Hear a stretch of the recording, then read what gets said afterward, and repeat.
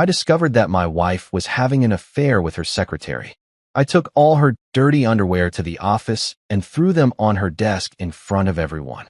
You ever open an email so bad it kills your hunger, your mood, and maybe your will to live? Yeah, that was me on a perfectly normal Tuesday morning. Brooks Walker, suburban husband, proud minivan warrior, an occasional unpaid Uber driver for 2 kids who think seatbelts are optional. I wasn't out to start World War III. I just wanted breakfast. Maybe a sausage biscuit, maybe peace. But fate, that twisted little comedian, decided I needed a full-course meal of heartbreak with a side of stupidity. It started when I borrowed my wife's iPad to order takeout, because apparently, Clara changed our DoorDash password more often than our bedsheets. I type burger in the search bar, and instead of getting Five Guys, I get something else. An open tab labeled Special Project, Confidential.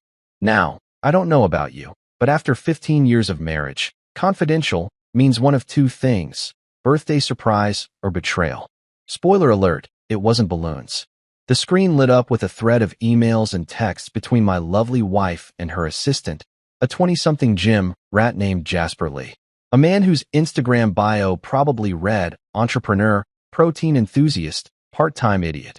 The first message said, "Can't wait for our meeting after hours," winking face, followed by pictures that could make a priest drop his Bible and sprint. There were heart emojis, lip emojis, and a few attachments that would have violated at least 3 workplace policies and 1 moral code. I scrolled. Every swipe was like taking a punch. Your wife's the best boss ever. You make me feel alive. Wish my husband was as adventurous as you. You know what I wish? That I hadn't read any of it. My appetite died so fast it deserved a funeral. There I was, sitting in my kitchen, half-eaten toast in hand, realizing my marriage had turned into an unpaid internship for a man who called women shoddy. No tears came. No dramatic violin music. Just that weird numb silence, like my brain had filed for emotional bankruptcy. The coffee machine hissed, and for some reason, that sound felt like it was mocking me. I leaned back and looked at the ceiling, muttering, 15 years, and she cheats with someone who says yo in work emails. I swear I heard the ceiling fan whisper, "You married her, bro." I didn't shout, didn't break a plate, didn't even throw the iPad, which is growth, by the way, considering I once punched a wall over losing my fantasy football league. Instead, I made a mental note. If she wanted drama, I'd give her a show worthy of an Emmy. Because if you're gonna make me look like a fool, at least I'm gonna look good doing it. That night, I kept it casual. She came home all smiles, wearing that "I'm exhausted but mysterious" expression. You know the one. She kissed my cheek and said, "Long day." I wanted to say, "Oh, I bet," but instead, I smiled and said, "Order takeout." It took every ounce of willpower not to mention the special project I'd seen. She babbled about a client dinner, how Jasper worked so hard, and how the new ad campaign would change the company's image. I nodded, thinking, oh, it's changing all right. Then she said something that nearly made me choke on my water. "You should really meet Jasper sometime. He's a great guy." Yeah, a great guy? If great meant barely legal homewrecker with biceps bigger than his sense of decency. I laughed. It wasn't my usual laugh. It was the kind that makes people shift uncomfortably, like they just realized the clown at the birthday party might be unhinged. Clara looked confused, but I just waved it off and said, "You're right. I'd love to meet him." She had no idea that the next time we met, there'd be witnesses and possibly a hashtag involved. That night, I couldn't sleep. I lay there staring at the ceiling, next to a woman who snored like nothing was wrong. I started thinking about our history, the wedding with the bad DJ, the mortgage we fought over, the nights she claimed to be catching up on work. Turns out she was catching something, but it wasn't spreadsheets. Around 2 a.m., I got up and walked to the kitchen. The fridge light flickered on like it knew I needed company. I opened a beer and started laughing quietly to myself. You ever laugh so hard at how ridiculous your life is that you almost admire it? That was me, barefoot, drinking cheap beer, thinking about how my wife turned project management into private management. I considered confronting her right then. But where's the fun in that? Nah. Clara was about to get a front row seat to her own downfall, and I was going to direct it. Calm, precise, cinematic. The next morning, I made breakfast like usual. Pancakes, bacon, orange juice. Clara walked in, looking guilty of nothing and dressed like Pinterest personified. "You're in a good mood," she said. "Yup," I replied, "just feeling inspired." She smiled, completely oblivious, and kissed me on the cheek. That's when I realized I wasn't angry anymore. I was entertained.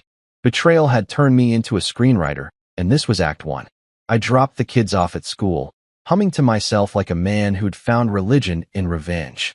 The whole drive, I thought about how people cheat thinking they're living some secret movie romance. But they forget every movie ends with credits, and I hold the remote. Later that day, I logged into her work calendar. Don't ask how. I'm just gifted, and found her next company meeting. I didn't know what I was going to do yet, but I knew I wanted an audience. I've always been a people person, especially when those people can witness poetic justice live in an HD. That evening, I watched her get ready for her late-night meeting. She sprayed perfume, fixed her hair, and said, "Don't wait up." "Wouldn't dream of it," I said, smiling like a man who just set a trap and was waiting for it to snap. When she left, I sat down with the iPad again. This time, I screenshotted everything. Every message, every emoji, every scandalous pixel. I didn't want revenge built on rumor. I wanted receipts. I even made a folder on my desktop titled House of Lies. It felt professional. Somewhere around midnight, I realized something wild. I wasn't sad. I was excited. I'd finally stopped being the nice guy husband everyone took for granted. The man who unclogged toilets while his wife played Candy Crush on company time. No, sir. This was my villain origin story, and I was going to have fun with it.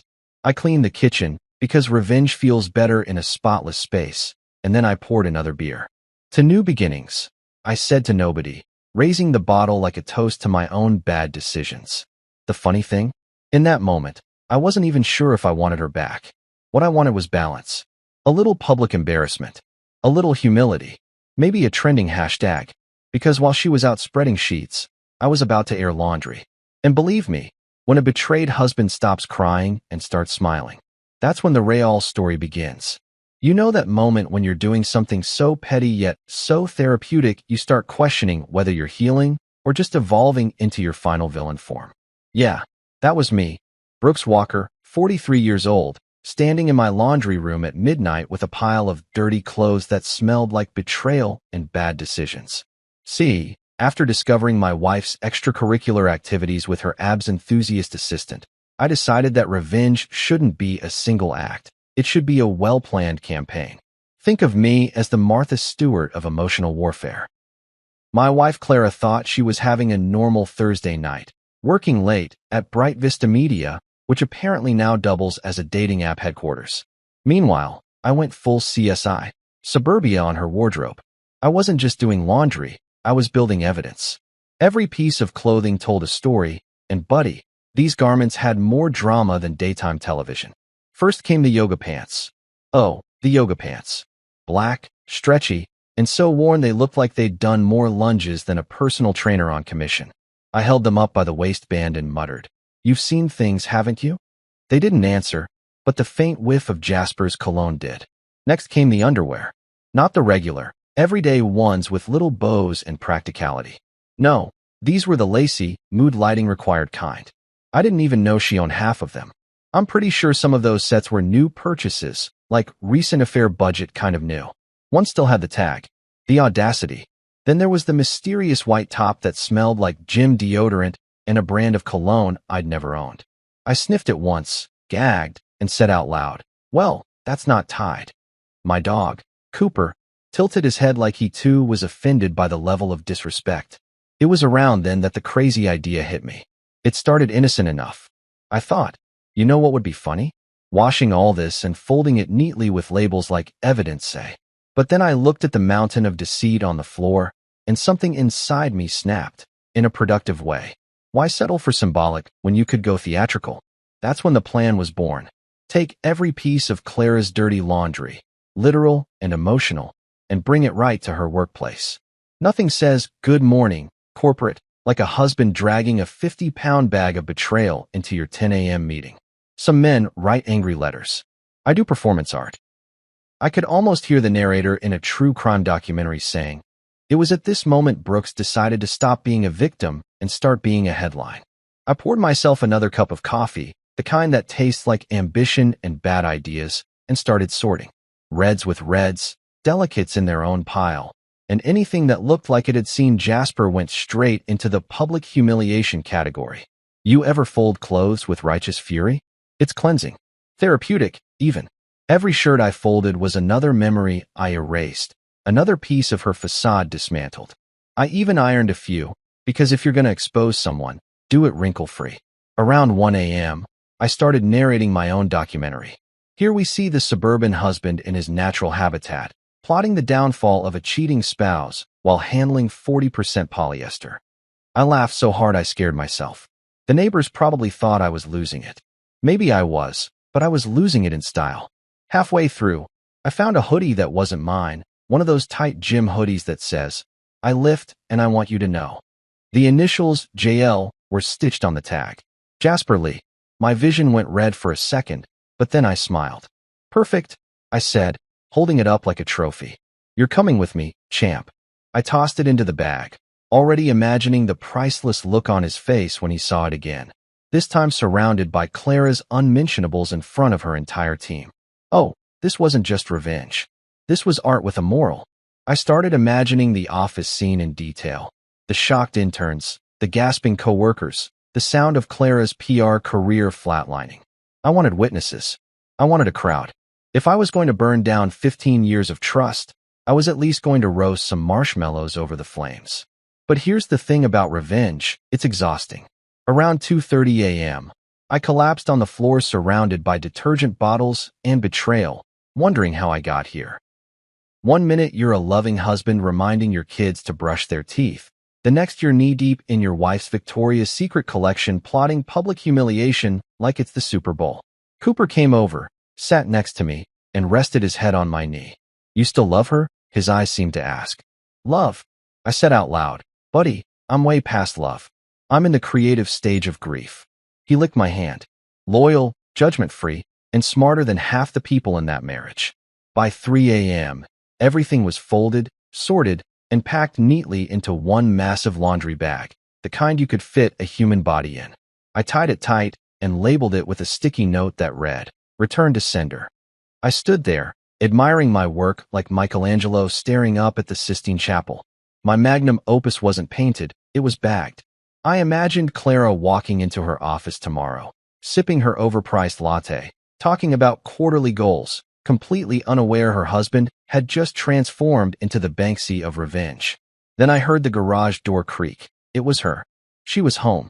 I froze, mid-step, holding the bag like a burglar caught with Santa's sack. Clara walked in, heels clicking, hair perfect, smelling like expensive perfume and deceit. "You're up late," she said, setting her purse down. "Couldn't sleep," I replied, keeping my voice calm. "Laundry night." She frowned. "At 3 a.m.? "Yup," I said, "just trying to keep things clean." The irony almost made me laugh. She didn't notice the sarcasm, or maybe she did but chose to ignore it. That's Clara for you. Ignoring warning signs is her superpower. She smiled, kissed my cheek, and said, "You're such a good husband." Oh, if only she knew. That's what they tell me. I replied, watching her head upstairs. I waited until I heard the shower running before whispering to the dog. She really has no idea. Cooper gave a quiet bark, which I took as approval. I dragged the bag out to my truck and tossed it in the back, covering it with a tarp. It looked like I was prepping for a home renovation or a low-budget kidnapping. I laughed again. Revenge makes you weird. I climbed into the driver's seat and checked my phone. 3:47 a.m. The world was asleep, but my mind was buzzing. I had one rule. If you're going to retaliate, do it with precision. No rage posts, no drunk voicemails. Just quiet, devastating execution. That's how legends are made. I drove around the block once, testing the thrill of it all.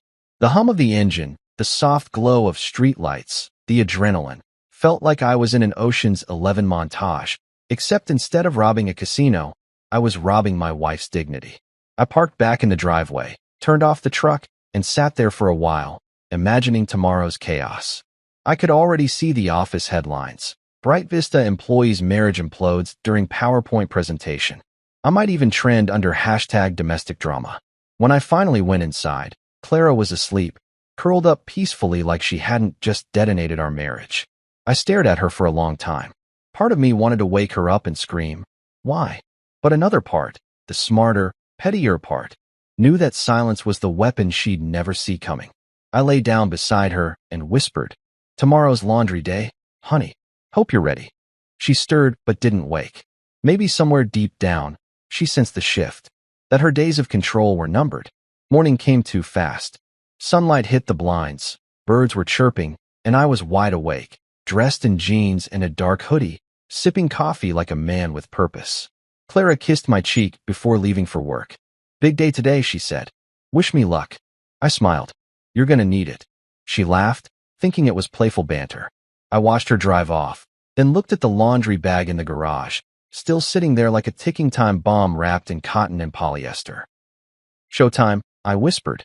As I loaded it into the truck, I caught my reflection in the window. Tired eyes, messy hair, but damn if I didn't look like someone reborn. People talk about closure like it's some peaceful thing you find at a yoga retreat. Nah. Sometimes closure is dragging your wife's dirty laundry into her office with the confidence of a man who's got nothing left to lose. And me? I had just enough left to make it legendary. I don't know if there's a rule book for turning marital betrayal into guerrilla theater, but if there is, I photocopied it, scribbled "do not follow" in the margins, and color-coded the tabs. Call me thorough. After laundry day, which, for the record, was nothing short of cathartic and smelled faintly of fabric softener and schadenfreude, I spent the next morning drafting my battle plan like a man deciding whether to use a paintball gun or a flamethrower. Both effective. One probably arrests you, and both get you great footage. I'm Brooks Walker, and in the war of the heart, I've decided to be both tactician and morale booster. The battlefield? Bright Vista Media, a glass and steel palace where transparency is marketing speak and moral fiber is a seldom ordered side on the company cafeteria menu. She'd built her brand on the idea that the company was authentic, and that's exactly what I plan to amplify, authentically. First order of business, attire. You don't storm a corporate compound in a disgruntled dad hoodie, unless you want to be memed into oblivion. I did a lap through my closet like a man picking his armor for a Renaissance fair, and settled on a dark blazer, sharp jeans, and shoes with just enough polish to suggest I still had job prospects beyond passive-aggressive viral stunts. I looked like someone who could either run a meeting or start a respectable podcast. Next, the prop. I considered every option. Karaoke machine with irreplaceable cued, a slideshow of receipts, maybe even a billboard truck. But practicality and style won. A heavy-duty laundry bag, monogrammed in my head as Exhibit A, stuffed full with Clara's most incriminating textiles, and a hoodie with the initials JL stitched in like a mocking badge. That hoodie felt poetic justice. It practically hummed with arrogance and protein powder. In the passenger seat, Cooper sat like a small, judgmental general, and I swear he understood the gravity of the mission. I had Leon on speed dial, my lawyer friend whose ethics are flexible, but whose loyalty is suspiciously unwavering. He was excited in a way that made me half proud and half deeply concerned for his social calendar. "Brooks," he said, voice crackling with laughter, "this is dumb genius. Don't do anything illegal. But also, if you do, call me first. I promise nothing." Next up, reconnaissance. I arrived at Bright Vista an hour early, because the early bird gets the footage and the late bird gets postponed by HR. The building looked like a startup that had eaten a designer magazine. Glass everywhere, succulents on every flat surface, and motivational posters about synergy that would have made a used car salesman blush. The receptionist, a woman named Dana who smiled like she'd been trained at charm school and deployed at the front desk, greeted me with that professional confusion reserved for people who show up to work with a packed gym bag or a suspiciously large casserole. "Hi, can I help you?" she asked, already deciding whether to be helpful or call security. I flashed my most innocuous smile and said, "I'm here to drop something off for Clara Walker." Her smile faltered for a fraction of a second. Either she'd read the memo about Clara's late-night meetings, or she'd recognize the look of a man who'd watched his marriage dissolve in an inbox. "Name?" she asked, a polite bouncer. "Brooks Walker," I said. "Hubby? Husband? Mister?" "Deliveries say from home." She typed something, glanced at the screen, and then asked, "Do you have an appointment?" That's when I leaned in like we were conspiring on a secret. "Does Destiny need an appointment?" I asked, Because drama loves a rhetorical question. Dana hesitated, which in corporate speak means she was consulting the manual titled, How to Stay Neutral in Spousal Warfare. I'll buzz her, she said, because she had a spine of flexible plastic. While we waited, I took in the office vibe. Millennials with rolled sleeves and disposable cold brew, a whiteboard with half-erased campaign slogans that were probably expensive, and a fish tank. Because nothing says we care like fish doing their best impression of a calm workplace. Someone walked past in branded leggings, probably an influencer who also did web design on weekends. I imagined Clara in the center of it all, exuding executive confidence, her PR smile primed, unaware that her domestic theater troupe was assembling in the lobby. The elevator pinged, and out floated a cloud of perfume and the sound of confident shoes. Clara swept in like a woman untouchable. High heels, blazer, hair that had clearly been blessed by a stylist, and Jasper behind her, the human embodiment of a protein shake, looking like he was about to pitch an app called Abs and Ads. He had that look of someone who thought the world owed him something and was figuring it might be my wife. My heart didn't pound. That was for amateurs. I felt the calm right before a chuckle, like a man about to test the universe's best revenge taco. Clara's smile, when she saw me, was a dodge. Brooks? What are you doing here? She asked, a practiced tone of surprise in her voice that suggested she'd rehearsed it for focus groups. Oh, dropping off the laundry, I said, casually, letting the word hang in the air like an unsent text. Jasper blinked like someone who'd been told to pivot from selfie to responsibility mid-swipe. Clara's PR instincts kicked in. She glanced around, looking for damage control. That's when I laid out phase 1, show, don't tweet. I hoisted the bag like a victorious athlete and walked past glass cubicles, past a wall of framed awards about innovation and disruption, and into their open-plan paradise, where the hum of productivity met the slight whiff of artisan coffee. Phones paused mid-scroll. Laptops got a touch of drama. People turned, because human beings are trained to watch when someone treats a corporate meeting like an improv stage. I could see Jasper's face go from gym model smug to the precise shade of embarrassment you only get when your ego meets public opinion. Clara's jaw set and her eyes flashed. Anger, yes, but also the calculation of a woman who had spent years managing brand narratives and was now forced to face one of her own. Meeting stopped. Someone whispered, "Is that?" And 3 people started recording with their phones like they were fulfilling a civic duty. I placed the bag, ceremonially, on the conference table, the polyester equivalent of a gavel. It sagged under the weight of intimacy and cotton blends, and for a moment the room smelled like detergent and betrayal, a scent I'd call eau de consequence. I didn't scream. I didn't fling accusations like confetti. Instead, I used the deadpan of a man who knew chaos is more devastating when delivered with impeccable timing. I thought I'd drop off Clara's laundry, I said, loud enough for the entire office to hear, but measured like a news anchor. She's been working so hard. Figured she'd appreciate the help. Murmurs rose like warm steam. Someone laughed, nervous laughter, the kind you hear in a courtroom before someone confesses. The HR director, who had the uncanny talent of looking like she'd swallowed a handbook on conflict resolution, rose and said, "Sir, you can't." And I cut her off with the kind of smile that said, "Oh, we're past rules." Jasper's face had the distinct shade of someone who realizes his social currency just plummeted and he probably needed to update his life choices. Clara, on the other hand, looked like a lawyer revising a closing argument on the fly. That's the thing about corporate warfare. You need the crowd. Corporations are built on appearances. I was about to make theirs uncomfortable and extraordinarily honest. I let the silence linger, because silence is a weapon as old as time and twice as effective when you have a bag full of bras on a table. Phones recorded, cameras streamed, and somewhere in the server room a printer finally stopped printing meaningless PowerPoint slides in confusion. I could see the wheels turning in people's heads, speculation, gossip, career calculus. The damage was already being assessed in real time, and I was oddly proud. This wasn't just about humiliation. It was about exposure, about showing that the polished brand they'd all embraced was just as messy behind the curtain as any suburban kitchen. I'd planned for shock. I'd planned for a PR scramble. I hadn't planned for how weirdly gratifying it felt to be the man who forced a room full of professionals to consider the domestic consequences of their office romances. As I stood there, blazer slightly rumpled from exertion, I realized I'd crossed a line from which there was no easy return, mine or theirs. But then again, I hadn't wanted easy. I wanted real. I wanted to watch people who sell authenticity for a living confront actual truth. And in a world of filters, a raw moment like that feels downright revolutionary.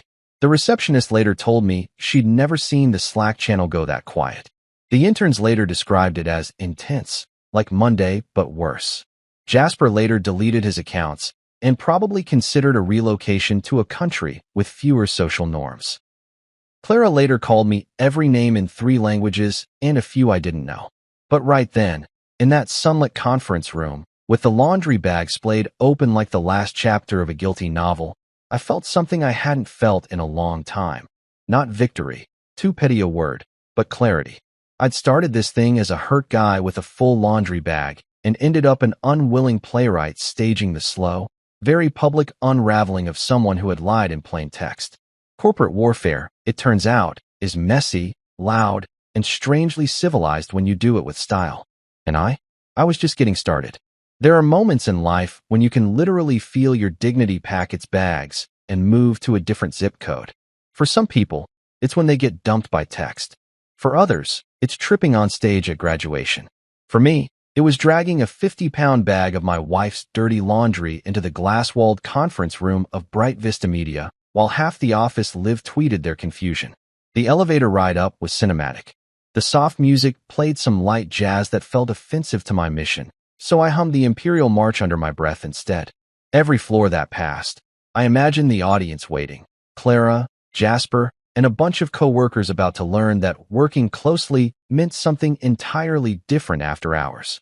The elevator doors opened with that cheerful corporate ding, and I stepped into the corridor like a man delivering divine judgment wrapped in polyester. The bag thudded behind me as I dragged it along the marble floor, the sound echoing like guilt in an empty church. People looked up from their monitors, wide eyes, mid-sip coffees, a guy dropping his pen in slow motion. "Morning," I said casually, like I wasn't about to detonate a marriage in 4K. "Delivery for Mrs. Walker." The receptionist from earlier, Dana, blinked like she was seeing a ghost who also had a Home Depot membership. Sir, you can't." "Relax," I said, flashing her a reassuring smile. "I'm family, just returning some of her personal effects." I pressed my access badge from her gym membership, the one she'd left in my truck cup holder, against the security scanner. It beeped green. Sweet poetic irony. The double doors slid open, and I was in. The air conditioning hit me like courtroom tension. Inside, the company's quarterly meeting was in full swing. Rows of employees faced a massive presentation screen that said Q2 growth and future projections, but they were about to witness a very different kind of growth, one involving my spine. Clara stood near the head of the table, wearing her CEO Barbie outfit, sleek white blouse, pencil skirt, and that confident posture that said, "I manipulate investors for breakfast." Right next to her was Jasper, the human bicep, leaning against the wall like he'd invented PowerPoint. "Hey, honey," I called out. Heads turned like dominoes. The room fell silent except for the low hum of the projector fan. Clara froze mid-sentence, her smile glitching like bad Wi-Fi. Jasper's face went from smug to oh in half a second. "Forgot something at home." I continued cheerfully, dragging the laundry bag across the polished floor. The squeak of fabric against tile echoed through the room, followed by the dull thud as I dropped it beside her desk. I followed. I stood straight, brushed off imaginary lint, and nodded politely to the stunned audience. Team effort's important, right? So I figured since she's been working so closely with her assistant, maybe he could help her sort through this. Then, with the flourish of a man signing the Declaration of Independence, I unzipped the bag. It was glorious.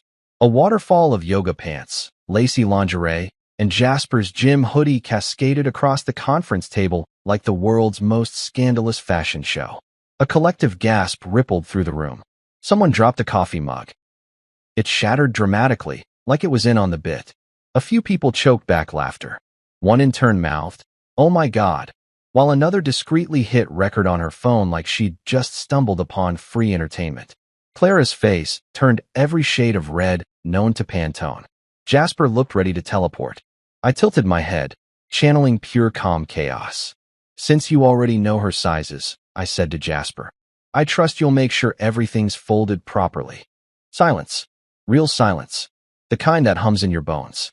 Then came the whispers, the phone stealthily snapping photos, and the faintest sound of someone trying, and failing, not to snort laugh. I gave a small bow. Laundry's all about teamwork, folks. Remember that. The HR manager, a pale man in a beige suit who looked like he fainted recreationally, stood up. Sir, you need to leave. Oh, absolutely, I said with exaggerated politeness. Wouldn't want to interrupt this clean workplace culture. The pun landed. Someone laughed out loud. The man in beige looked like he wished the carpet would swallow him whole. Clara regained her voice. Brooks, what the hell are you doing? She hissed, trying to sound composed, but her voice trembled like a badly tuned violin. Oh, just being supportive, I said, smiling. You said transparency was one of your company's core values. Figured I'd contribute. The crowd collectively inhaled like they'd all just witnessed a slap in real time.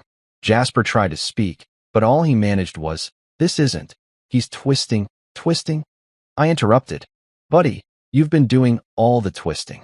I'm just unrolling the truth. Dana, bless her chaotic heart, was peeking through the glass door, hand over her mouth, half horrified and half ready to text the group chat. I winked at her. The conference room was pure pandemonium now. HR whispering about protocols, marketing pretending to take notes, and one middle-aged accountant openly eating popcorn from her purse. Clara straightened up, trying to reclaim her composure. This is harassment, she declared. You've crossed a line. Oh, Clara, I said softly, leaning in just enough for the crowd to hear. You crossed it first. I'm just highlighting it in neon. Security finally arrived. Two guys who looked too young to have handled anything beyond printer malfunctions. One said, Sir, you need to come with us. Like he was rehearsing for a cop drama. Sure, I replied easily. But before I do, I reached into my pocket and pulled out my phone. You guys might want to check your company's trending status. #DirtyLaundryGate is about to hit the internet. I wasn't bluffing. Turns out, when you send a few screenshots to a friend who blogs about workplace culture, things move fast. The HR guy looked like his soul left his body. I nodded politely and headed toward the door, security awkwardly trailing behind me. As I stepped out into the hallway, applause broke out, actual applause. A few people clapped slowly at first, then more joined in. Whether it was respect or fear, I didn't care. I turned, gave a theatrical bow, and said, Remember, folks, don't mix business with pleasure unless you're prepared for spin cycle consequences. Then I left, dragging the now empty bag behind me like a victory flag. The walk to the parking lot felt euphoric, like a villain origin montage with background music by Revenge-era Taylor Swift. My heart pounded, adrenaline surged, and for once, I didn't feel like the guy left holding the emotional mop. I tossed the bag into my truck, climbed in, and just sat there laughing. That kind of uncontrollable, cathartic laughter that comes when your life is simultaneously collapsing and peaking. My phone buzzed. 8 missed calls from Clara, 2 from unknown, and 1 from Leon, my lawyer friend, who had apparently seen the live footage already. His voicemail was just him laughing for 30 straight seconds before saying, You're trending, bro. Call me before CNN does. I drove home, every red light feeling like a slow-motion victory lap. People always say revenge doesn't satisfy you. Those people never dumped a bag of dirty secrets in a boardroom. I pulled into the driveway, killed the engine, and leaned back. My reflection in the rearview mirror looked different, lighter, freer, maybe a little insane, but in that might start a podcast about healing kind of way. Back inside, Cooper met me at the door, tail wagging like I'd just won Best in Show. Mission accomplished, I told him, scratching his ears. He barked once, which I took as approval. I poured myself a drink, not whiskey this time, but coffee. Strong, black, and full of aftertaste. My phone kept buzzing with notifications, tweets, DMs, even an old college buddy texting. Bro, are you the laundry guy? I didn't reply. I just sipped my coffee and watched the morning light crawl through the blinds. For the first time in months, my house felt mine again. Then came the knock on the door. I didn't even flinch. It was Clara, of course, still in her conference outfit, mascara streaked, phone in hand. "You humiliated me," she snapped the moment I opened the door. "Correction," I said, setting my mug down. "You humiliated yourself. I just provided the PowerPoint." She glared at me, chest heaving. "Do you realize what you've done? I could lose my job, my reputation. You mean the one you built on lies?" I interrupted. "Don't worry. I think the rebranding opportunities are endless. Maybe start a podcast, How to Cheat with Confidence." She slapped me. Not hard, just enough to say, "I'm out of arguments." I laughed, not mockingly, but like someone who'd finally stopped playing defense. "You done?" I asked calmly. She looked at me, eyes glassy with anger and disbelief. "You're insane." "Maybe," I said, shrugging. "But at least I'm honest about it." She stormed off to her car, tires screeching like punctuation to our marriage obituary. I watched her go, feeling nothing. No regret, no rage. Just that eerie calm that comes when you realize you've already hit rock bottom and started redecorating. The internet, meanwhile, was on fire. Bright Vista's official page was flooded with comments like transparency goals and when HR meets HBO. A clip from the meeting had hit social media, me dragging the bag, Clara's shocked face, the avalanche of laundry, and the world had opinions. Some called me petty, others called me a hero. I called it Tuesday. By evening, my phone had buzzed so much it felt like a massage chair. Leon texted, "Dude, investors are panicking. Bright Vista's stock dropped 4%. You're a market event." I couldn't stop laughing.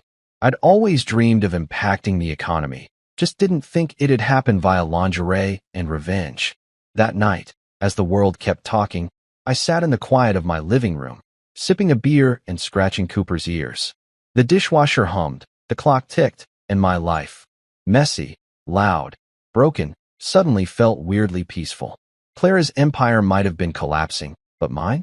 Mine was just starting to rebuild, one sarcastic sip at a time. Somewhere, deep down, I knew this wasn't the end.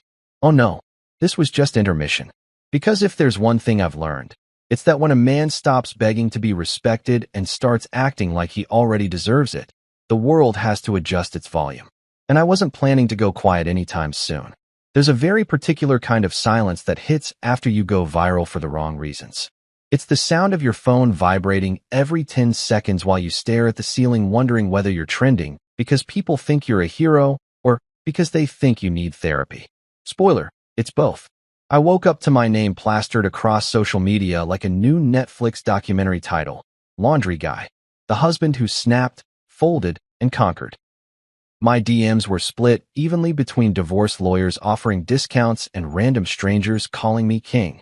Even my mom texted, "Heard about the laundry thing. Don't do anything dumb, but also proud of you." By 9 a.m., Clara had called 14 times. By call 15, I blocked her. The dopamine of silence? Delicious.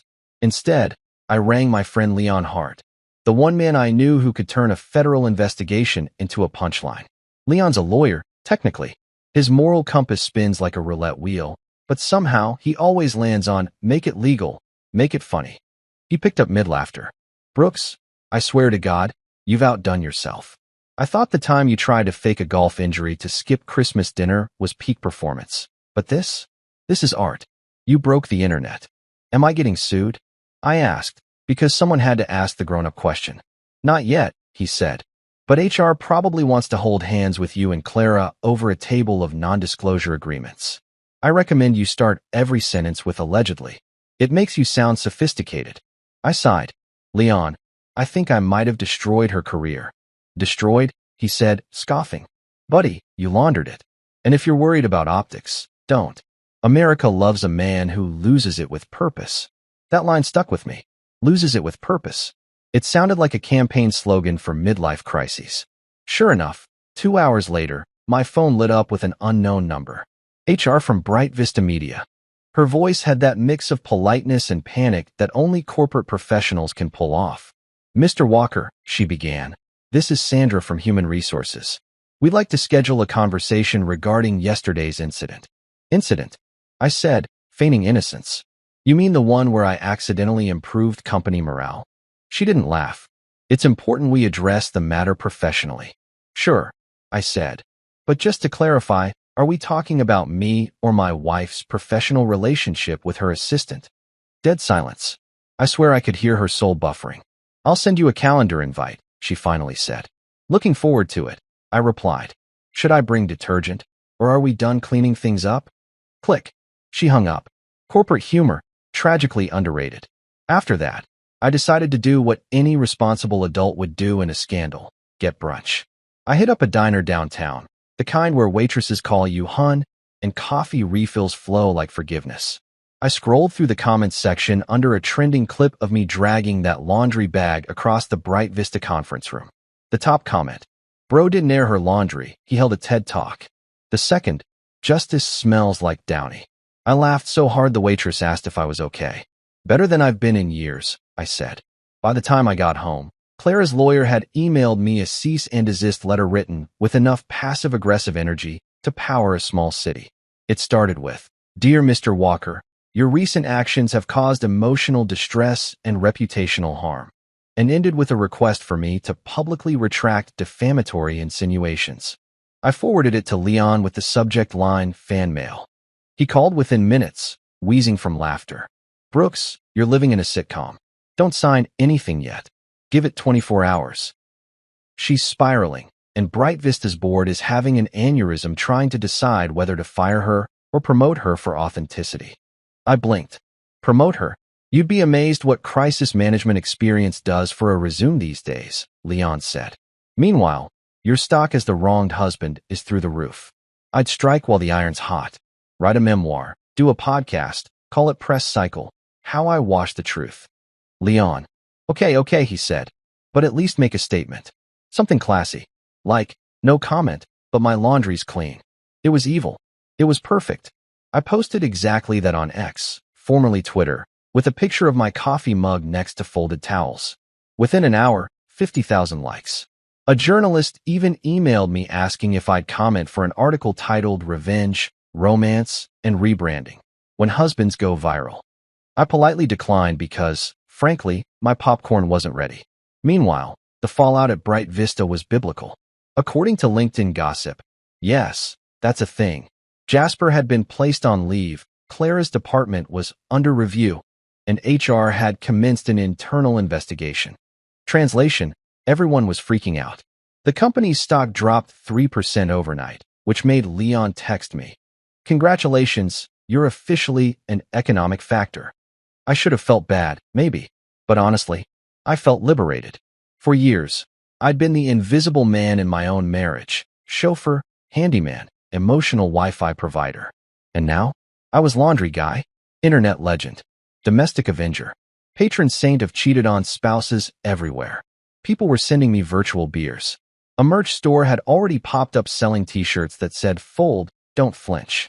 Still, I knew it couldn't all be memes and victory laps. So I called Leon again. What's the move legally? I asked. Lay low, he said.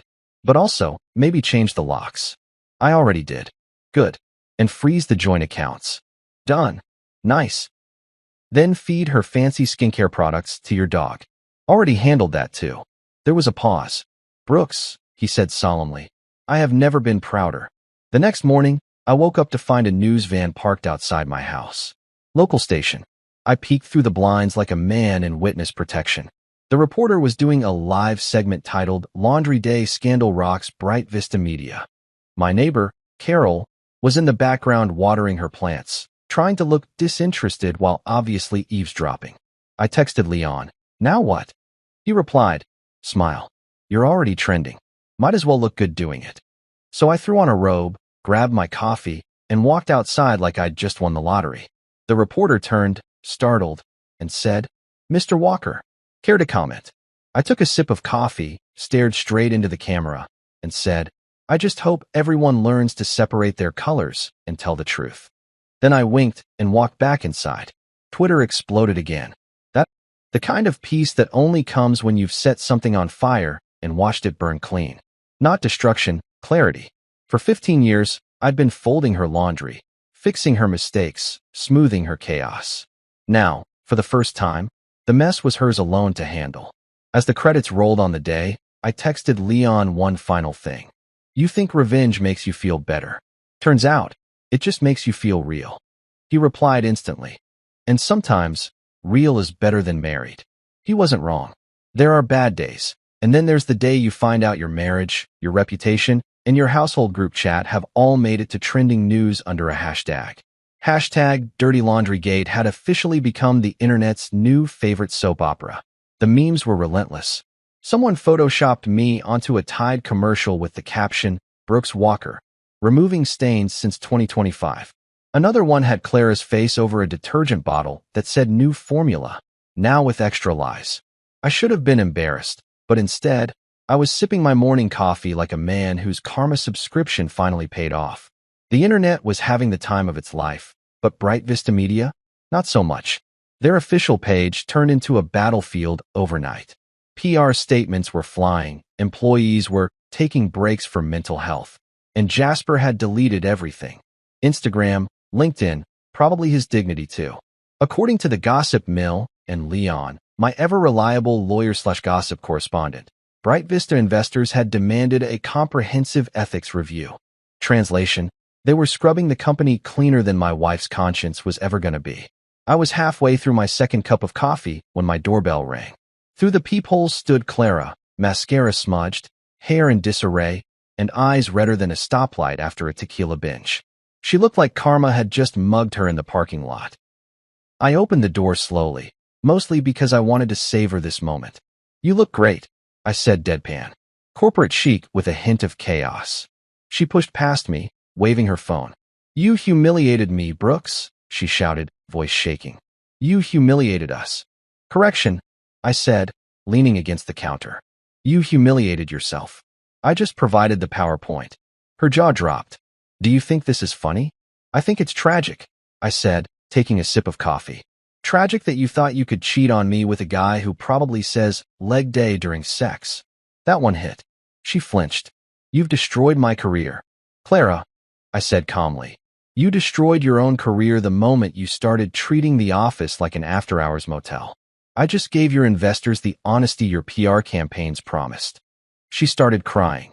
The loud, theatrical kind where every sob sounds like an unpaid invoice. Once upon a time, that would have gutted me. Today, I just watched. You're cruel, she said. Cruel? I raised an eyebrow. Cruel is making your husband feel like a roommate while you're sexting your secretary. Cruel is lying to your kids about late meetings while you're at Jasper's apartment pretending to brainstorm. I'm not cruel, Clara. I'm creative. She threw her hands up. So that's it. You're just done? You're not even going to try to fix this? Oh, I'll fix it, I said, smiling. Just not with you. That was when she broke. She sat down on the couch, shoulders shaking, and whispered, Everyone hates me. I shrugged. Not everyone. I'm sure Jasper's still got a soft spot for you. Well, metaphorically. Maybe not professionally anymore.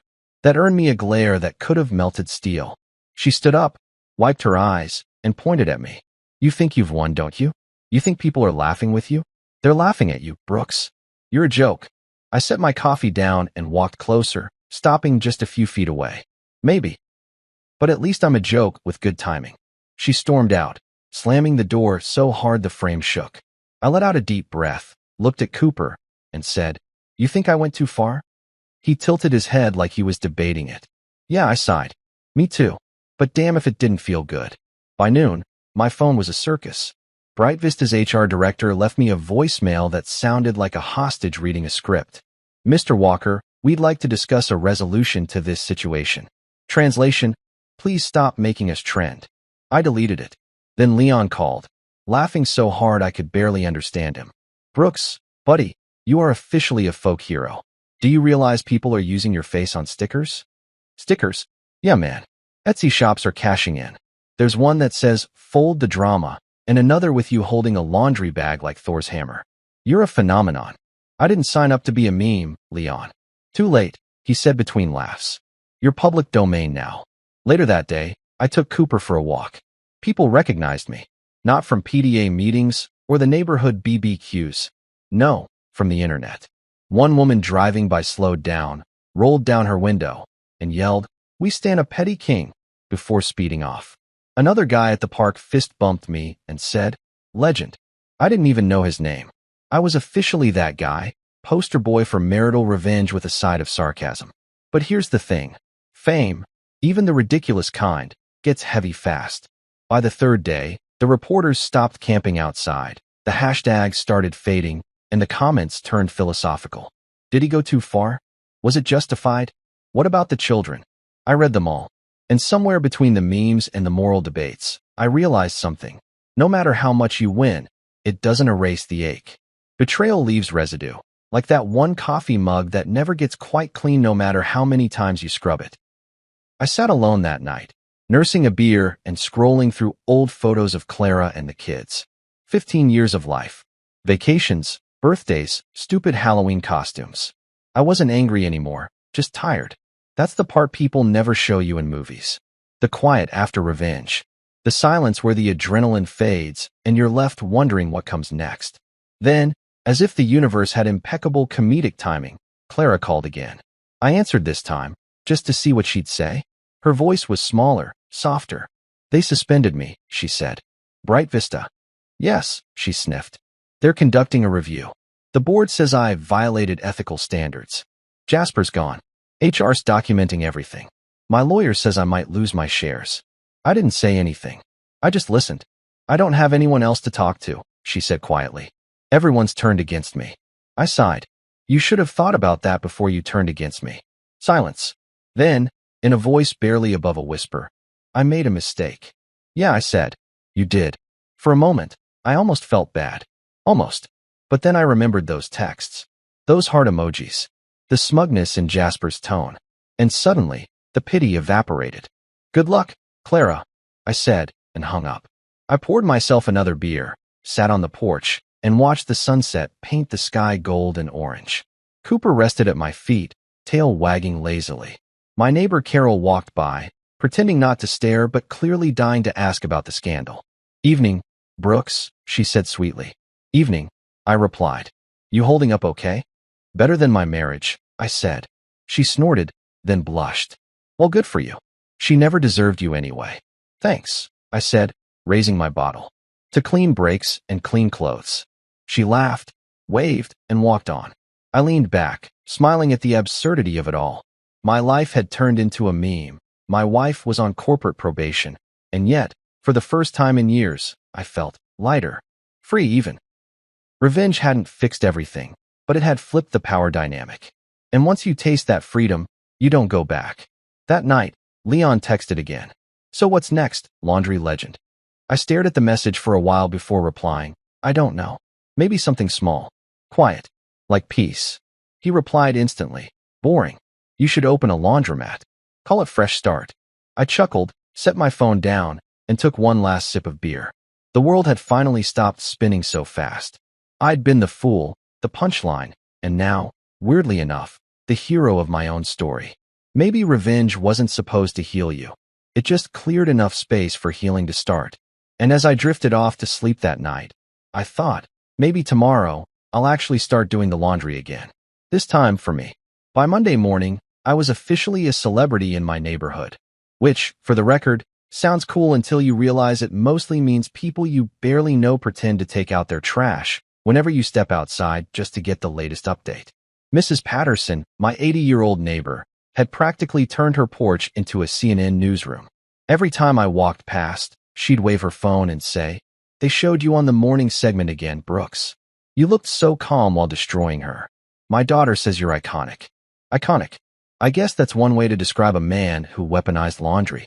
The internet had cooled down slightly by then, but the damage was permanent. Bright Vista Media had gone from a leader in creative integrity to that company with the cheating scandal and the yoga pants husband.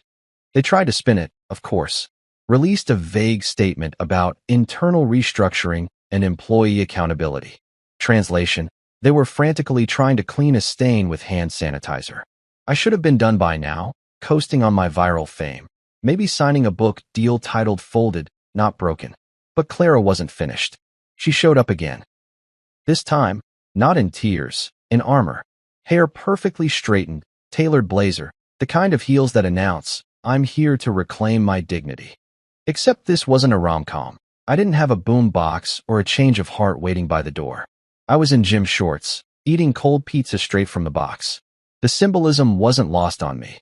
She walked in without asking. "We need to talk," she said flatly. I sighed, took another bite, and gestured toward the couch. "Careful, that's the seat of betrayal." She ignored me, sat down, and crossed her legs like we were in a deposition. "My PR team says I should release a joint statement." I blinked. "A what?" "A joint statement," she repeated. "Something neutral that says we're working through personal matters privately. It'll help restore my brand and—" I started laughing. Not a chuckle, not a smirk. Full, shoulders shaking, pizza almost falling out of my mouth laughter. She stared at me like I'd lost it. Maybe I had, but at least I was enjoying it. "You want me," I said, catching my breath, "to help you restore your brand? Clara, your brand cheated on me with its assistant. It's not a rebrand, it's a recall." Her eyes hardened. "You're enjoying this, aren't you?" "I'm not enjoying it," I said, still smirking. "I'm savoring it, like a fine wine that's aged in betrayal and poor decision-making." She exhaled sharply. "You think you've won, but this affects you too. We still share assets, Brooks. The house, the accounts, the company stock." "Correction," I said, raising a finger. "We shared assets. I froze those accounts the day you decided your marriage vows were optional. As for the house, well, congratulations. You get the guest room. For visiting rights only." Her jaw clenched. "You can't just—" "Oh, I can," I said calmly, setting the pizza down and leaning forward. "But lucky for you, I'm not completely heartless. Which is why I've prepared a counteroffer." Her brows furrowed. "A what?" "A counteroffer," I repeated, sliding a neatly printed document from under a pile of mail on the table. Leon helped me draft it. He called it equal parts genius and deranged, which I took as high praise. Clara took the paper, scanning the title, Post-Affair Partnership Agreement. She looked up at me like I'd lost my mind. "You're kidding." "Not even a little," I said. "It's simple. 2 options." I sat back, crossing my arms like a CEO in an HR video. "Option 1. You publicly admit your little mistake, resign from Bright Vista, and move somewhere quiet where no one recognizes you. Maybe Idaho. Great potatoes, zero paparazzi." She rolled her eyes. "And option 2. "Option 2, I said, grinning. "You stay married to me, but under new management." She laughed bitterly. "New management?" "Yup," I said, tapping the paper. "You handle every single household duty. Laundry, cooking, school runs, taxes, grocery shopping, pet care, you name it. Meanwhile, I pursue my dream of opening a coffee shop downtown. You remember that dream, right? The one you called a waste of potential right before you bought a Peloton you used twice." She scoffed. "You're insane." "Possibly," I said. "But you cheated on me, so clearly we're both making bold choices." She stood, pacing. "You think I'm going to give up my career to play housewife?" "No," I said. "I think you're going to do whatever costs you less. And right now, a divorce costs half your company's shares, half your assets, and half your public image, which, let's face it, is already hanging by a thread." Her nostrils flared. "You wouldn't." I grinned. "Clara, I once carried your dirty underwear into a board meeting. Do you really want to test how far I'll go?" That shut her up for a minute. She stared at the paper again, weighing humiliation against financial ruin. The silence stretched. Cooper wandered in, dropped his toy at her feet, and gave her a look like even he was judging her. "Fine," she muttered finally. "Fine, I'll do it." I raised an eyebrow. "Option 2. "Yes," she snapped. "But this doesn't mean you've won. It means I'm being strategic." "Of course," I said, smiling. "That's what all defeated CEOs say before stepping down from emotional leadership." She glared. "You're impossible." "I'm consistent," I said, standing up. "And just to clarify, this arrangement starts immediately. Breakfast at 7. Dishes done before 9. Kids picked up by 3. And please, for the love of sanity, don't burn the toast like you burned our marriage." Her mouth opened, but no sound came out. I think that's when she realized the tables had officially turned. She grabbed her purse and stormed out. The sound of her car peeling out of the driveway was music to my ears. I turned to Cooper. "Well, buddy," I said, scratching behind his ears. "Looks like we're getting home-cooked meals again. Possibly inedible, but home-cooked." He wagged his tail in approval. That night, Leon called. "Tell me you didn't actually make her sign that thing." "She didn't sign it," I said. "Yet." but she agreed verbally. He cackled. You're running your marriage like a merger. That's psychotic. I love it. I call it accountability with benefits, I said. The next morning, I woke up to the smell of something. It wasn't coffee. It wasn't food. It was chaos. I walked into the kitchen to find Clara wearing one of my old t-shirts, hair tied up, flipping what I think was supposed to be a pancake. Smoke billowed from the stove like a fog machine at a middle school dance. What are you doing? I asked. Making breakfast, she said through gritted teeth. Happy now. I looked at the pan, then at her. Ecstatic. Truly. The smoke alarms just applause. She glared, but the corner of her mouth twitched. Maybe she realized the absurdity of it all. Maybe she was just too tired to fight. Either way, we ate. Burnt pancakes, awkward silence, and all. The kids shuffled in halfway through, confused but curious. Mom's cooking? Sophie asked, wide-eyed. Voluntarily. Yeah, I said, sipping my coffee. It's part of a new program called Consequences 101. Clara shot me a look, but I ignored it. The kids giggled. It was the first breakfast in years that felt like something other than tension and pretense. As she cleaned up, muttering under her breath about ridiculous deals, I leaned against the counter, watching her. For the first time, she wasn't in control, and surprisingly, that didn't make her weaker. It made her real, flawed, human. That night, I got an email from her PR team. Please confirm that Mrs. Walker has fulfilled the household duties as per your verbal agreement. I laughed so hard I nearly fell off the couch. I replied, progress pending. Pancake quality below expectations. Leon texted later, you're officially the pettiest genius alive. Maybe he was right. But here's the thing. After years of being ignored, dismissed, and quietly disrespected, I'd finally found my voice. And if that voice happened to narrate like a sitcom and sound slightly unhinged, so be it. The next morning, Clara was up early, making eggs this time. They were edible. She didn't smile, but she didn't scowl either. Small progress. So, I said casually, when's your next Bright Vista board meeting? She shot me a death glare. They postponed it. Indefinitely. Ah, I said, sipping my coffee. Guess they're still cleaning up the mess. She didn't respond. But when she sat down, I noticed something new in her eyes. Not love, not regret. Something else, respect, maybe.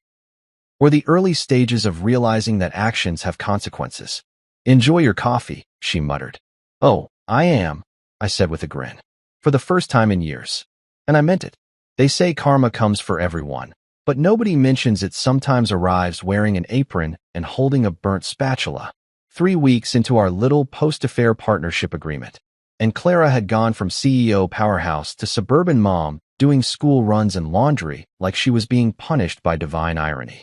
Every morning I'd sit at the kitchen counter, sipping coffee from my #LaundryLegend mug, while watching her fight with the toaster like it owed her money. It was therapeutic.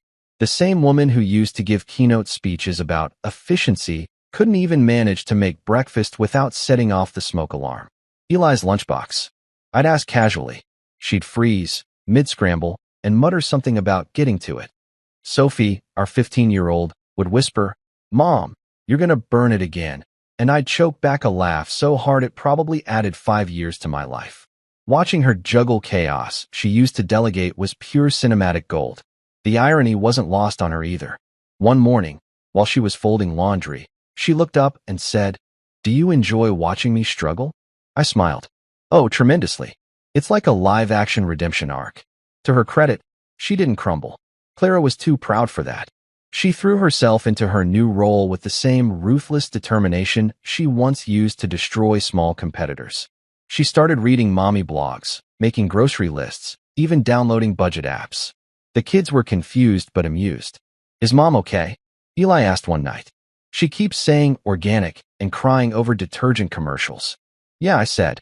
She's just detoxing from corporate poison. It's healthy. Meanwhile, my coffee shop dream, the one she'd mocked for years, was finally happening. Leon helped me with the legal side, because apparently opening a cafe involves more paperwork than marriage. I called it Grounds for Divorce. Yes, really.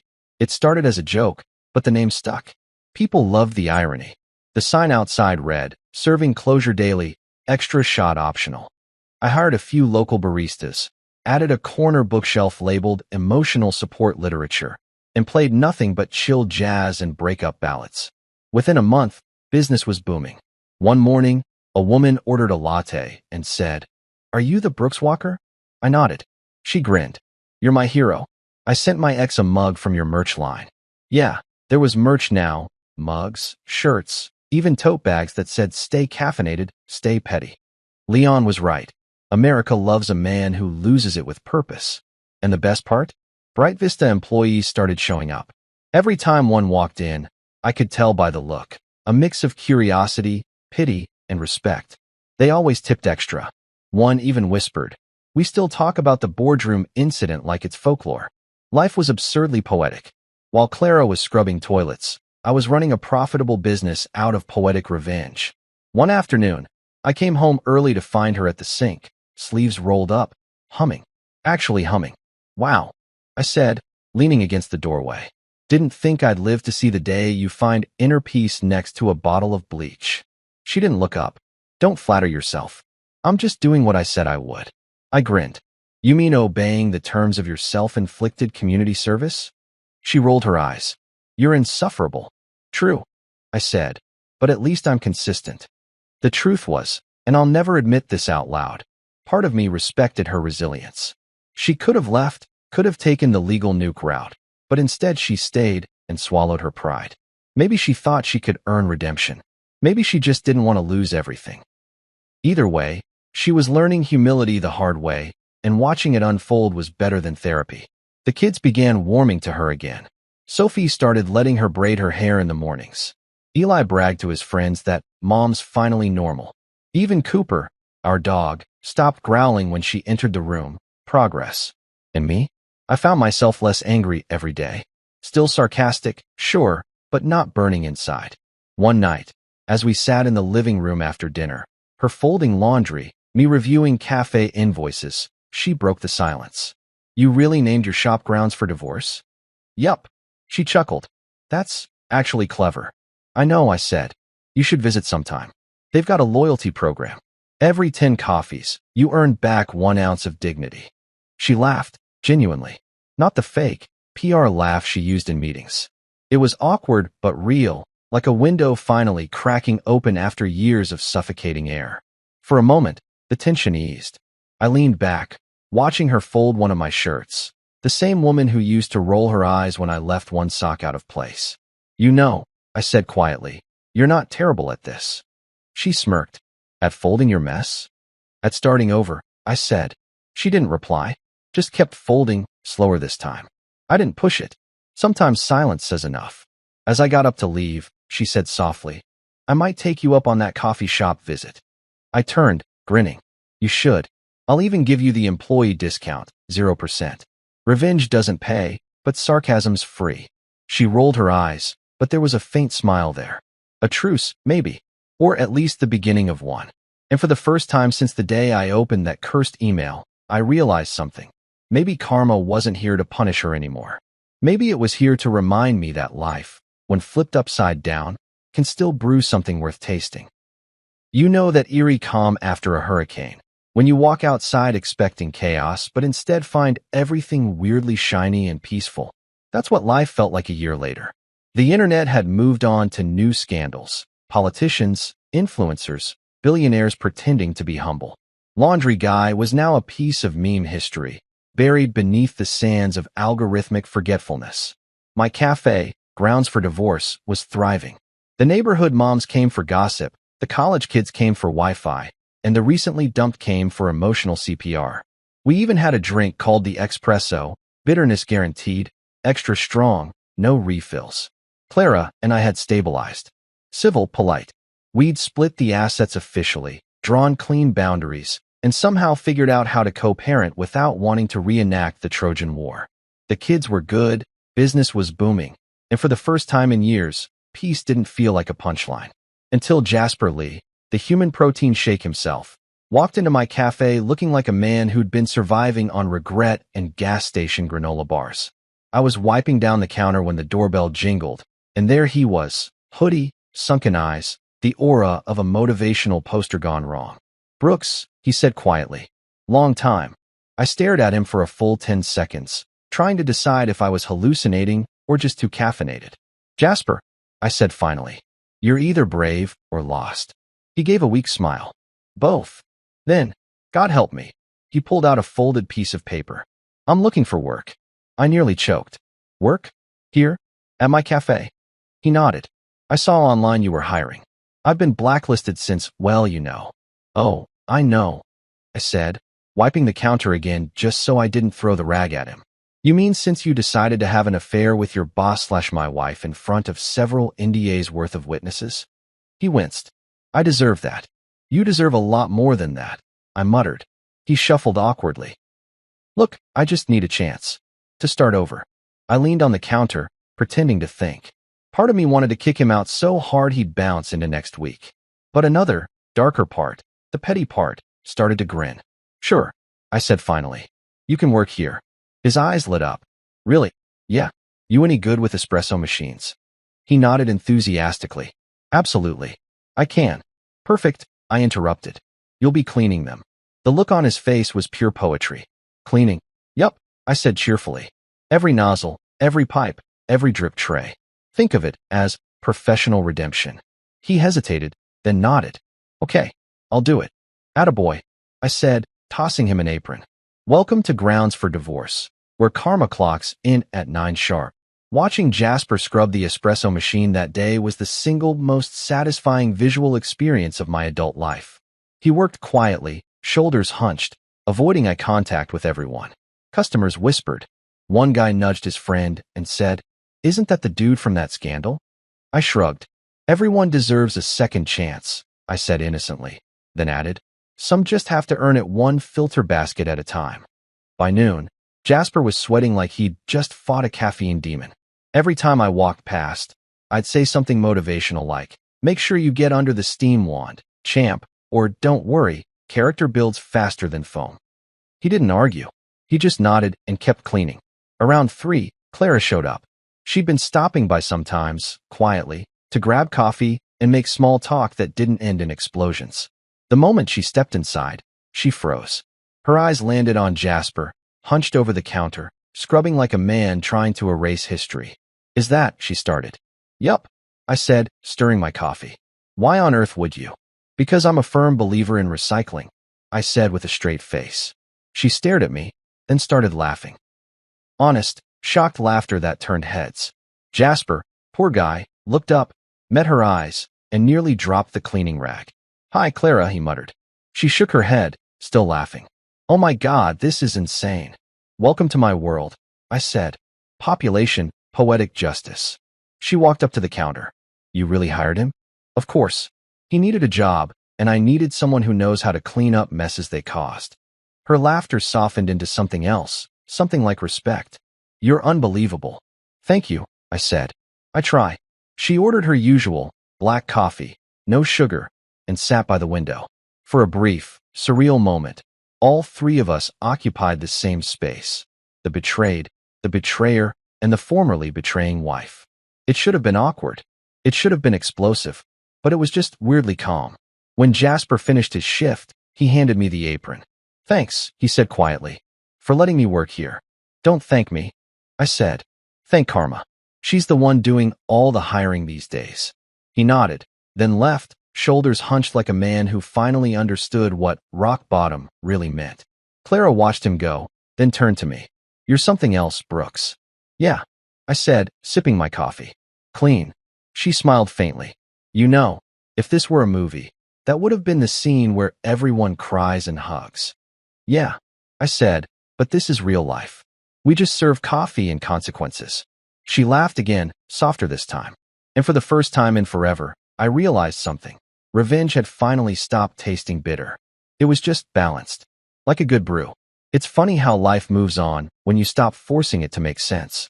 A year and a half after the Great Laundry Apocalypse, my name had finally faded from the public gossip cycle. Laundry Guy became a meme-tier legend mentioned occasionally by bored podcasters and nostalgic Redditors. But mostly, I was just Brooks again. The guy who made a mean cappuccino and could fix an espresso grinder blindfolded. My cafe, Grounds for Divorce, was still thriving, still hilarious, and still serving fresh karma by the cup. I'd made peace with the fact that the internet will forever remember me as the man who turned heartbreak into a public service announcement. But unlike most people who go viral, I didn't crash afterward. I built something. And weirdly enough, I was proud. Clara and I had settled into a strange but functional rhythm. Civil, co-parenting like pros. There were no romantic sparks, no candlelit reconciliations, but there was peace. And, for us, that was revolutionary. The kids were older now, old enough to understand that marriage isn't always a fairy tale, but it doesn't have to turn into a horror story either. Sophie was applying for art school. Eli had joined his middle school robotics club, and both were thriving. Cooper the dog had become the cafe mascot. Customers loved him, and he loved free pastries, so everyone won. The morning Clara came by again. It was raining, soft, quiet rain that made the world smell clean and new. She walked in wearing a beige coat, no makeup, hair loose, holding 2 coffees instead of 1. I didn't need to look twice to know one was for me. You really made something out of all that chaos, she said, setting the cup in front of me. Her tone wasn't defensive anymore, just calm, maybe even a little proud. I smirked. Told you I'd make something of myself. You just didn't think it'd come with latte art. She smiled faintly, pulling up a chair. No, I didn't. But I'm glad you did. The silence between us wasn't heavy anymore. It was the kind of silence that happens when 2 people finally stop competing to be right and start accepting what actually happened. So, I said, taking a sip of the coffee. How's life after Bright Vista? She laughed softly, shaking her head. Let's just say corporate exile humbles you. I started consulting. Small businesses, startups. Nothing fancy, but it's honest. Consulting, huh? I said, nodding. Helping people avoid self-destruction. You're kind of an expert. She rolled her eyes, smiling. You're never going to let that go, are you? Nope, I said. Some memories deserve to be laminated. She took a sip of her coffee and leaned back. You seem lighter, Brooks. Happier. I am, I said honestly. You know what I realized? Revenge doesn't heal you, but it clears the junk off the table so you can finally see what you've been ignoring. Turns out, I didn't need to fix you. I just needed to stop apologizing for being me. She nodded slowly, looking around the cafe, the plants, the shelves, the wall art made of reclaimed laundry clips. Yeah, I leaned into the theme. You built something beautiful, she said quietly. I shrugged. I built something honest. Beautiful came later. We sat there for a while, listening to the rain against the windows. For once, there wasn't any anger, just mutual understanding. I could tell she was trying to say something deeper, maybe even an apology dressed up as conversation, but I didn't need it anymore. I'd already forgiven her, not because she deserved it, but because I didn't want to carry it. You ever regret it? She asked suddenly. All of it. I thought about it. The heartbreak, the chaos, the viral fame, the humiliation, the weird sense of freedom that came after. No, I said finally. Not anymore. If it hadn't happened, I'd still be living on autopilot, pretending everything's fine. Sometimes things have to explode before you can breathe again. She nodded, eyes glassy but steady. You always had a way with words. Yeah, I said, smirking. Turns out people just needed me to say them over coffee. She laughed, genuinely this time. The sound was familiar, nostalgic, but not painful anymore. Just part of the past. A group of customers came in then, regulars. A couple of them waved, and one pointed to Cooper, who was asleep near the counter. Hey, laundry guy, someone called jokingly. You ever gonna make merch for dog owners? I rolled my eyes. Only if it says, fetch your own closure, I said, and the room burst into laughter. Clara laughed too. Not bitterly, not awkwardly, just naturally, like she'd finally stopped fighting the joke. After the rush settled, I found her by the window again, watching the rain. She was smiling at the sight of the customers, the chatter, the life of the cafe. You turned pain into comedy, she said softly. Into art. Into caffeine, I corrected. Comedy's just a side effect. Her expression softened. You really did heal, didn't you? Mostly, I said. Still have days where I think about it all, but they don't hurt anymore. It's like an old scar. You remember how you got it, but it doesn't sting when you touch it. She was quiet for a while, then said, You know, I'm proud of you, Brooks. I smiled. That means more than you think. And it did. Not because I needed her approval, but because it finally came from a place that wasn't manipulation or guilt. It was just truth, unfiltered, unpolished, human. When she stood to leave, she hesitated. Do you think we'll ever be friends? I considered it. Maybe, I said. One day. But for now, we're something better. We're done being enemies. She nodded, tears forming but not falling. Goodbye, Brooks. Goodbye, Clara. She left, and for the first time, it didn't feel like an ending. It felt like both of us had finally stepped out of the wreckage and started walking in different directions toward peace. The rest of the day went on like any other. Orders, laughter, the sound of the espresso machine steaming away. But everything felt cleaner, calmer, like the universe had finally stopped screaming and decided to hum instead. That night, after closing, I sat outside the cafe with Cooper. The rain had stopped, and the streets glistened under the glow of the streetlights. I pulled out 2 mugs, one for me, one symbolic, and poured us both a drink. We did it, buddy, I said, scratching his ears. We aired it out, cleaned it up, and somehow came out better. He wagged his tail like he understood every word. I raised my cup toward the dark, quiet sky. To clean endings, I said, and messes worth surviving. If there's one thing I learned through all of it, the betrayal, the chaos, the viral fame, it's that revenge isn't about ruining someone else. It's about rebuilding yourself so well that their damage doesn't define you anymore. You take their betrayal, polish it into clarity, and wear it like armor. And if you can make the world laugh while doing it, even better. As the night settled around me, I finished my coffee, smiled at the empty street, and whispered to no one in particular, here's to the next chapter, clean, caffeinated, and finally at peace.